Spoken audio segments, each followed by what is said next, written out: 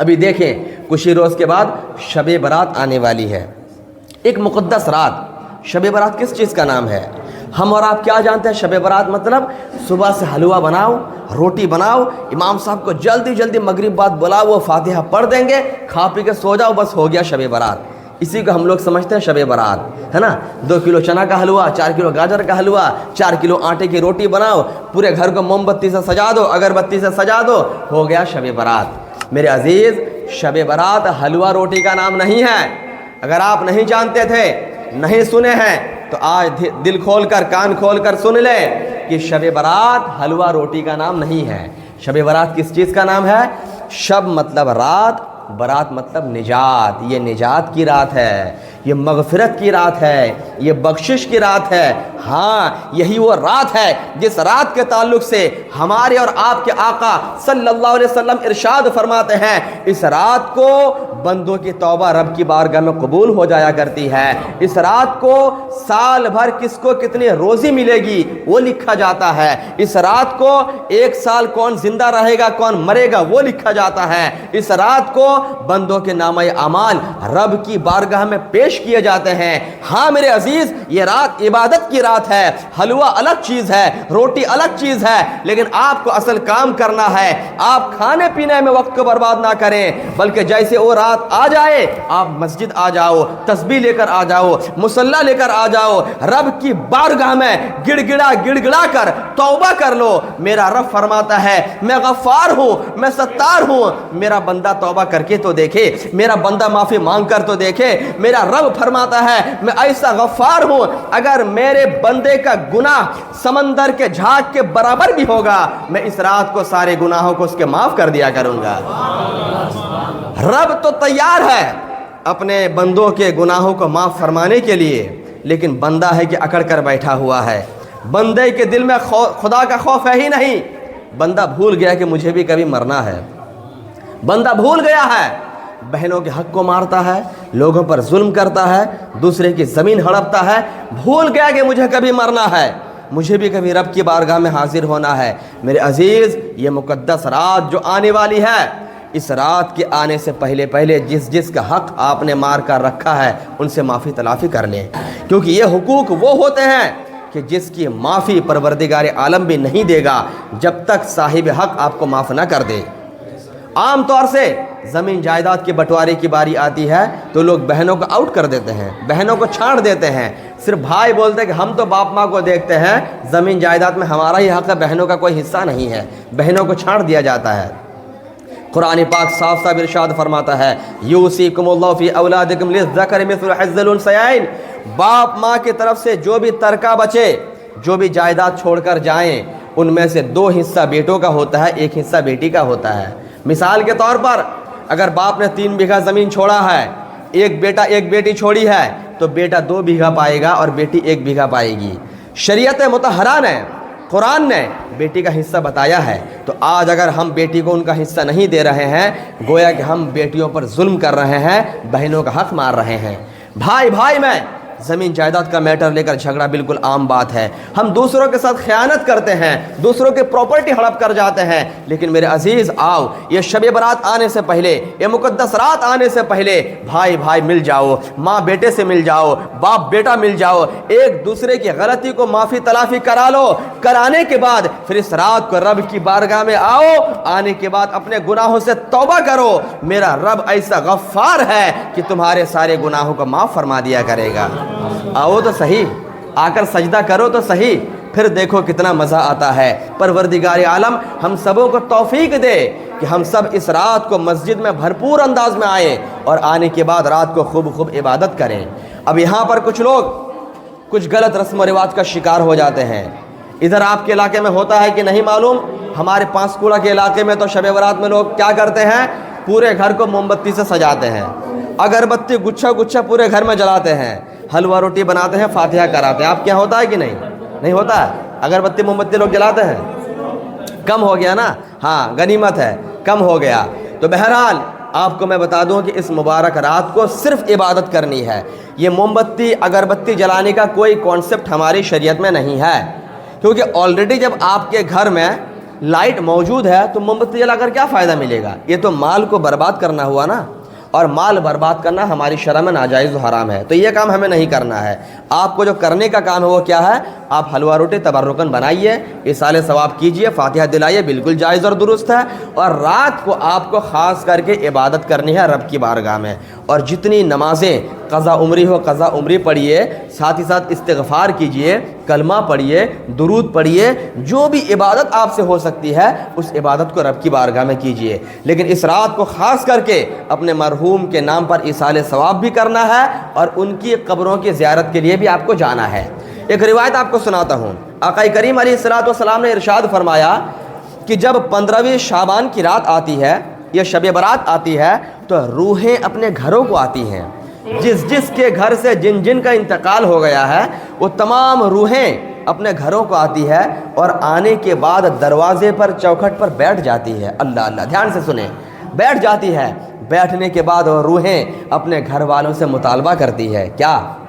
Building مانگتی ہے، جائیداد مانگتی ہے، پراپرٹی مانگتی ہے، کھانا مانگتی ہے؟ نہیں، روحیں کیا کہتی ہیں؟ میرے نبی ارشاد فرماتے ہیں، وہ روحیں کہتی ہے، اے میرے بیٹے، لاؤ تم نے میرے نام پر کیا قرآن پڑھا ہے، کیا کلمہ پڑھا ہے، لاؤ مجھے ایصال ثواب کرو۔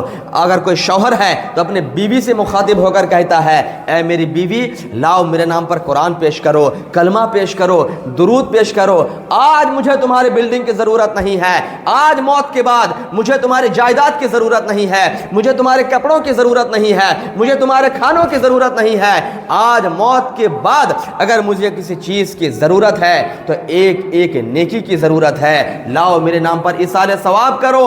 آقا ارشاد فرماتے ہیں، جن کے گھر والے کچھ پڑھ کر ایصال ثواب کرتے ہیں تو ان کی روحیں خوشی خوشی اپنے قبروں کو واپس چلی جاتی ہے، اور جو لوگ کچھ بھی نہیں پڑھتے ہیں ان کے روحیں مایوسی کے ساتھ، دکھ اور افسوس کے ساتھ اپنی قبروں کو واپس جاتے ہیں۔ میرے عزیز، اس رات کو اپنے مرحوم کو فراموش نہ کریں۔ وہ ماں جس نے پوری زندگی محنت و مشقت کر کے ہمیں آدمی بنایا، جنہوں نے خون پسینہ بہا کر کے ہمیں اس لائق بنائے کہ ہم سماج میں چل پھر رہے ہیں، ہماری عزت ہے، ہماری شہرت ہے، آج وہ باپ ماں ہمارے بیچ میں نہیں رہے، آج وہ باپ ماں وہ دادا دادی دنیا میں نہیں رہے، لیکن آج ان کو ہماری جائیداد کی ضرورت نہیں ہے، آج ان کو ایک نیکیوں کی ضرورت ہے۔ اسی بنا پر شب برات آئے تو باپ ماں کے نام پر ایصال ثواب ضرور کیا کریں۔ شب برات آئے تو مرحوم مرحومات کے قبروں پر جایا کریں، جا کر ان کی قبروں کی زیارت بھی کیا کریں، اور ان کی قبروں پر کھڑے ہو کر فاتحہ بھی پڑھا کریں۔ ضرور اللہ تبارک و تعالی قرآن پاک کی تلاوت کی برکت سے ان کے روحوں کو بخش عطا فرمائے گا۔ جانا چاہیے کہ نہیں؟ ہم لوگ جاتے ہیں، مہینے میں سال بھر میں کتنی بار جاتے ہیں بتائیں؟ آج حال تو یہ ہو گیا، اگر باپ کا انتقال ہو گیا تو بیٹا سوچتا ہے نا، 3 دن کا کام کر دیا، 40واں کر دیا، سالانہ کر دیا، میں بیٹا ہونے کی ذمہ داری میں نے پورا کر دیا۔ اس کے بعد 6 مہینہ، سال بھر، 2 سال گزر جاتا ہے، کسی کے پاس ٹائم نہیں کہ باپ کے قبروں پر جا کر کھڑا ہو جائے۔ جنگل اگاتے ہیں قبرستان پر، باپ کی قبر کے اوپر گھاس اگاتی ہے، ماں کے قبروں کے اوپر گھاس اگاتی ہے، لیکن بیٹوں کو توفیق نہیں ہوتی ہے کہ جا کر جنگل کو صاف کر دیں، کم از کم ایک آیت قرآن پاک کی پڑھ دیں، سورہ فاتحہ پڑھ دیں، پڑھ کر باپ ماں کی روح کو ایصال ثواب کر دیں۔ یہ توفیق نہیں ملتی ہے، ٹائم نہیں۔ بیٹوں کو کہا جائے کہ جاؤ نا باپ ماں کی قبروں پر زیارت کر لو، جمعرات جمعہ کو جاؤ، ٹائم نہیں ہے۔ آپ ذرا مجھے بتائیں، وہ باپ ماں جن کا شان، جن کا مقام، جن کا مرتبہ جب قرآن بیان کرتا ہے تو قرآن کہتا ہے وَلَا تَقُلْ لَهُمَا اُفٍّ وَلَا تَنْهَرْهُمَا، باپ ماں سے اف کہہ کر بات تک نہ کہو، ان کی بے ادبی گستاخی ہو جائے گی۔ تو ذرا سوچیں، جن باپ ماں کا مقام اتنا اونچا ہے کہ انہیں اف تک کہنے سے قرآن نے منع کہا ہے، ان کو جھڑکنے سے قرآن نے منع کہا ہے، اور وہ باپ ماں جن کے قدموں کے نیچے اللہ نے جنت کو رکھ دی ہے، وہ باپ ماں جن کی رضا مندی میں اللہ کے رسول فرماتے ہیں کہ جس شخص سے اس کے باپ ماں راضی ہو جاتے ہیں اس سے پروردگار عالم بھی راضی ہو جاتا ہے۔ ان باپ ماں کی میں بات کر رہا ہوں، ان کے قبروں پر جانے کے لیے ٹائم نہیں ہے۔ تو کیسا بیٹا ہے رے؟ تو کیسا بیٹا ہے؟ تیرا بوڑھا باپ 60 سال کی بڑھاپے کی عمر میں بھی پیٹھ پر بورا لاد لاد کر پیسہ کما کر تجھے پڑھا لکھا کر آدمی بنایا ہے، تیری بوڑھی ماں بیچاری اپنے منہ کا نوالا نکال کر تجھے کھلا کر آدمی بنایا ہے، تیری وہ ماں جو سردی کے رات میں سخت ٹھنڈی میں تیرے پیشاب پر خود سوئی ہے، تجھے کلیجے سے لگا کر سلایا ہے، وہ باپ ماں کی قبر پر جانے کے لیے ٹائم نہیں ہے۔ تجھ سے بڑا حماقت والا کوئی نہیں ہے، تجھ سے بڑا جاہل کوئی نہیں ہے۔ انسان وہ ہوتا ہے جو اپنے باپ ماں کا فرما بردار ہوتا ہے، بیٹا وہ ہوتا ہے جو باپ ماں کا فرما بردار ہوتا ہے۔ آپ یہ نہ سوچو ہم تو مسجد میں پیسہ دے رہے ہیں، ہم تو مدرسہ میں دے رہے ہیں، لیکن ادھر آپ کی بوڑھی ماں ترس رہی ہے دوا کے لیے، آپ کا بوڑھا باپ ترس رہا ہے علاج کے لیے، ان کے پیچھے خرچہ نہیں کرتے ہو، جلسوں میں اڑا رہے ہو، مدرسے میں اڑا رہے ہو۔ یاد رکھو جب تک باپ ماں کی خدمت نہیں کرو گے یہ سارا خرچہ آپ کا برباد قرار دے دیا جائے گا، لیکن اگر باپ ماں کا خیال کرو گے، ان پر خرچہ کرو گے تو پروردگار عالم آپ سے راضی ہو جایا کرے گا۔ سب سے پہلے باپ ماں، سب سے پہلے باپ ماں۔ ہم جلسوں پر خرچہ کرنے کے لیے ہزاروں ہزار یوں اڑا دیتے ہیں شاعروں پر، شرم نہیں آتی ہے؟ اور پتہ چلا کہ اس کی ماں بیچاری دوا کے لیے جب بیٹے کو بولتی ہے تو بیٹا کیا بولتا ہے؟ میری باری نہیں، بڑے بھائی کی باری ہے، وہ تم کو دوا لا کر دے گا۔ باپ کو ڈاکٹر دکھانے کی باری آتی ہے تو کیا بولتے ہیں؟ مجرے بھائی کی باری ہے، اس کی باری ہے، وہ خرچ کرے گا، میری باری نہیں ہے۔ کیا باپ ماں بھی آپ کو کھلاتے ٹائم میں اس طرح باری کا سوچتے تھے؟ اگر ایک باپ ماں کے پاس 4 بچے ہوتے ہیں نا تو چاروں بچے باپ ماں کی نگاہ میں برابر ہوتے ہیں، لیکن جب بیٹا باپ ماں کی دیکھ بھال کرنے کی باری آتی ہے تو وہاں دیکھتا ہے کس بھائی کی باری ہے۔ میرے عزیز، کوئی بھائی کرے یا نہ کرے، آپ یہ سوچو کہ میرے باپ ماں ہیں، میں ان کی خدمت کروں گا، یہ مجھ سے راضی ہو جائیں گے تو پروردگار عالم مجھ سے راضی ہو جائے گا، رسول اللہ مجھ سے راضی ہو جائیں گے۔ آپ دنیا داری کو نہ دیکھو، بلکہ آپ یہ دیکھو کہ آپ خرچ کرو گے باپ ماں پر تو آپ کی باپ ماں کی دعائیں آپ کے ساتھ رہیں گی، اور باپ ماں کی دعا سے بڑھ کر دنیا میں کسی عالم کی دعا نہیں ہوتی ہے، کسی پیر کی دعا نہیں ہوتی ہے۔ آج ہم علماء سے مصافحہ کرنے کے لیے پیچھے پیچھے دوڑتے ہیں، پیروں کے ہاتھ کو چومنے کے لیے پیچھے پیچھے دوڑتے ہیں۔ میرے عزیز یاد رکھو، آپ کو اگر ہاتھ چومنا ہے تو پہلے جاؤ گھر، اپنے باپ ماں کے ہاتھ کو چومو، ان کے قدم کو چوم لو، ان کے قدم کو چوم لو۔ قسم خدا کی اگر باپ ماں آپ سے راضی ہو جاتے ہیں تو آپ کا پیر بھی آپ سے راضی ہو جائے گا، پروردگار عالم بھی آپ سے راضی ہو جائے گا۔ یہ مبارک رات آئے تو اس رات کو آنے سے پہلے باپ ماں سے بھی اپنی غلطی کی معافی تلافی کر لو۔ اگر کوئی باپ ماں سے روٹھا ہوا ہے، انبن ہو گئی ہے کسی بات پر، تو جائیں ان سے معافی مانگ لے اور خوب رب کی بارگاہ میں رو رو کر گڑ گڑا کر اپنے گناہوں کی معافی تلافی کرے، کیونکہ یہ مبارک رات سال بھر میں ایک بار آتی ہے، بار بار نہیں آتی ہے۔ اور ساتھ ہی ساتھ اس رات کو غفلت میں نہ گزاریں۔ کچھ ہمارے نوجوان کیا کرتے ہیں؟ بائک لے لیتے ہیں، اس رات کو بائک لے کر کے اس درگاہ میں اس درگاہ میں اس درگاہ میں، جہاں جہاں مزار ہے پوری رات مزاروں پر گھومتے رہتے ہیں۔ کیا کہتے ہیں؟ شب برات ہم منا رہے ہیں۔ اس کا نام شب برات نہیں ہے، اس کا نام تو موج مستی ہے۔ شب برات کس کو کہتے ہیں؟ شب برات تو سراپا عبادت کی رات ہے۔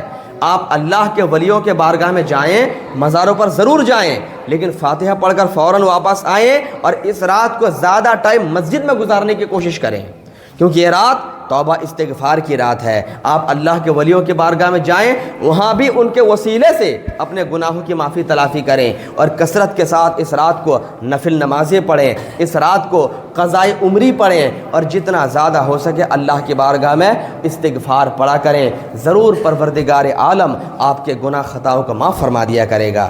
میرے عزیز، یہ پاکیزہ محفل اس عالیشان مسجد کے افتتاحی پروگرام کے سلسلے میں منعقد کیا گیا۔ پروردگار عالم کی بارگاہ میں دعا ہے کہ مولا اس پاکیزہ محفل کو اپنی بارگاہ میں قبول فرما لے۔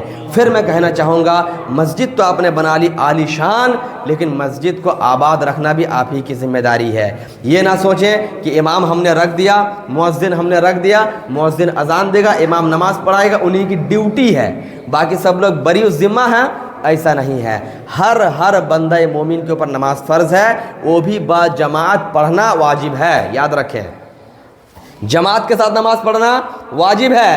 ایک وقت بھی اگر آپ نے با جماعت نماز چھوڑ دی، یہ گناہ کبیرہ ہو جائے گا، آپ فاسق مولن ہو جائیں گے، گناہ کبیرہ کے مرتکب ہو جائیں گے۔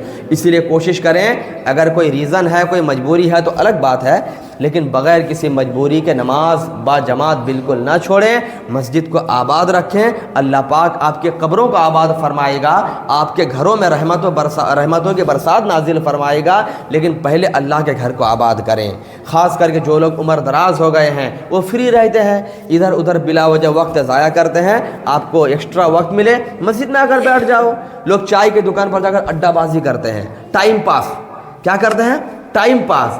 بتائیے لوگوں کے پاس ادھر وقت ہے ہی نہیں عبادت کرنے کی۔ حضرت جنید بغدادی رضی اللہ تعالی عنہ ہمیشہ اللہ کا ذکر کرتے تھے، ہمیشہ ان کی زبان ہلتی رہتی تھی۔ مونچھ کاٹنے کے لیے نائی آیا تو کہا کہ اے جنید تھوڑی دیر کے لیے زبان کو بند کر دو، کہیں تمہارا ہونٹ نہ کٹ جائے۔